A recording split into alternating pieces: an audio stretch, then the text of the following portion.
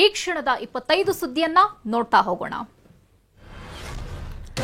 ಗಲಭೆ ಪ್ರಕರಣದ ಆರೋಪಿ ಶ್ರೀಕಾಂತ್ ಪೂಜಾರಿಗೆ ಕೋರ್ಟ್ ರಿಲೀಫ್ ನೀಡಿದೆ. ಜಾಮೀನು ಸಿಕ್ಕರೂ ಶ್ರೀಕಾಂತ್ ಪೂಜಾರಿಗೆ ನಿನ್ನೆ ಬಿಡುಗಡೆ ಭಾಗ್ಯ ಸಿಕ್ಕಿಲ್ಲ. ಯಾಕಂದ್ರೆ ಸಂಜೆ 6ರೊಳಗೆ ಕೋರ್ಟ್ ಆದೇಶ ಪ್ರತಿ ಜೈಲಾಧಿಕಾರಿಗಳ ಕೈ ಸೇರಿರಲಿಲ್ಲ.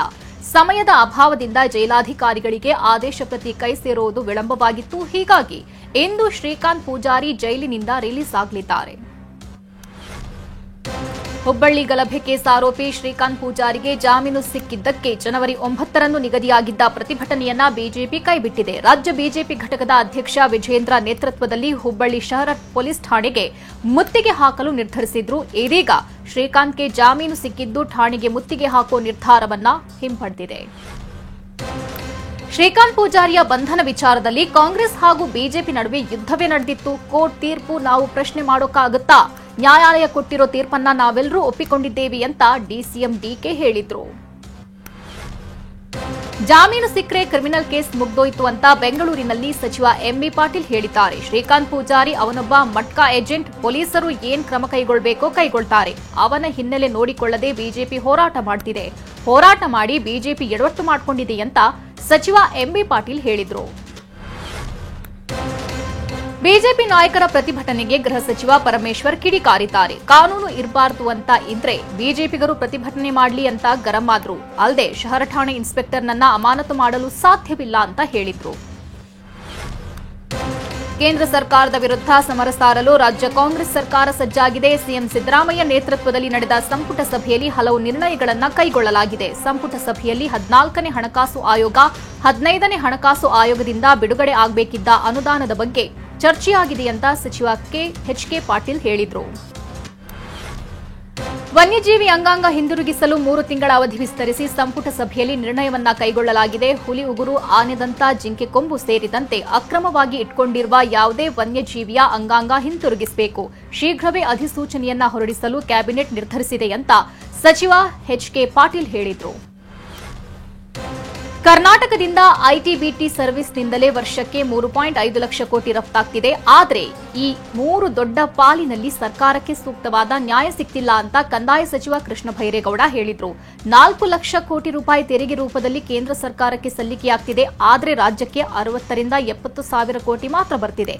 100 ರೂಪಾಯಿಯಲ್ಲಿ 12 ರೂಪಾಯಿ ಮಾತ್ರವೇ ನಮಗೆ ಬರ್ತಿದೆ ಅಂತ ಕೃಷ್ಣ ಬೈರೇಗೌಡ ಹೇಳಿದರು.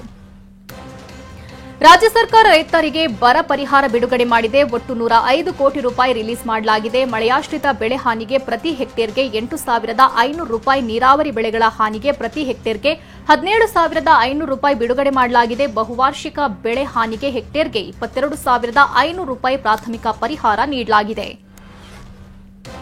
ಹಿರಿಯ ನಟಿ ಲೀಲಾವತಿ ನಿಧನರಾಗಿ ಇಂದಿಗೆ 1 ತಿಂಗಳು ಕಳೆದಿದೆ. ಕುಟುಂಬ ಸದಸ್ಯರು ನಟಿ ಲೀಲಾವತಿ ಸಮಾಧಿಗೆ ಪೂಜೆ ಸಲ್ಲಿಸಿದ್ದಾರೆ. ಬೆಂಗಳೂರು ಗ್ರಾಮಾಂತರ ಜಿಲ್ಲೆ ಸೋಲದೇವನಹಳ್ಳಿ ಬಳಿ ತೋಟದಲ್ಲಿರೋ ಹಿರಿಯ ನಟಿ ಲೀಲಾವತಿ ಸಮಾಧಿಗೆ ಪೂಜೆ ಸಲ್ಲಿಸಲಾಗಿದೆ. ಮುಂಬೈ ಮಹಾನಗರದ 8 ಕಡೆ ಇಮೇಲ್ ಮೂಲಕ ಬಾಂಬ್ ಬೆದರಿಕೆ ಹಾಕಲಾಗಿದೆ. ನೆಹರು ತಾರಾಲಯ, ಬೈಕುಲ್ಲಾ, ಗಾಮ್ದೇವಿ ಮತ್ತು ಮುಂಬೈನ ಇತರ ಸ್ಥಳಗಳಿಗೆ ಬಾಂಬ್ ಬೆದರಿಕೆ ಹಾಕಲಾಗಿದೆ. ಛತ್ರಪತಿ ಶಿವಾಜಿ ವಾಸ್ತು ಸಂಗ್ರಹಾಲಯಕ್ಕೂ ಬೆದರಿಕೆ ಹಾಕಿದ್ದು ಯಾವುದೇ ಕ್ಷಣದಲ್ಲಿ ಸ್ಫೋಟಗೊಳ್ಳಲಿದೆ ಎಂದು ಹೆದರಿಸಿದ್ದಾರೆ.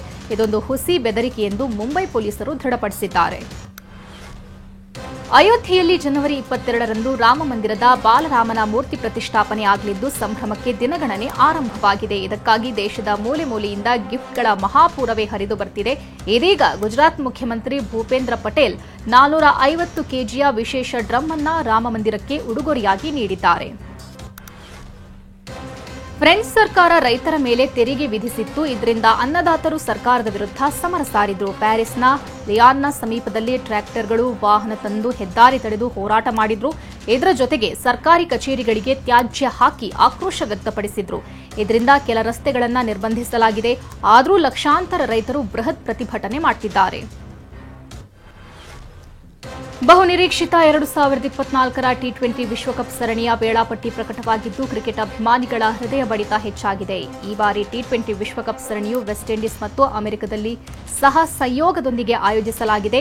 ಸರಣಿಯಲ್ಲಿ ಹೊಸದಾಗಿ ಅಮೆರಿಕ ಮತ್ತು ಕೆನಡಾದ ತಂಡಗಳು ಆಡಲಿದ್ದು ಕುತೂಹಲ ದುಪ್ಪಟ್ಟಾಗಿದೆ.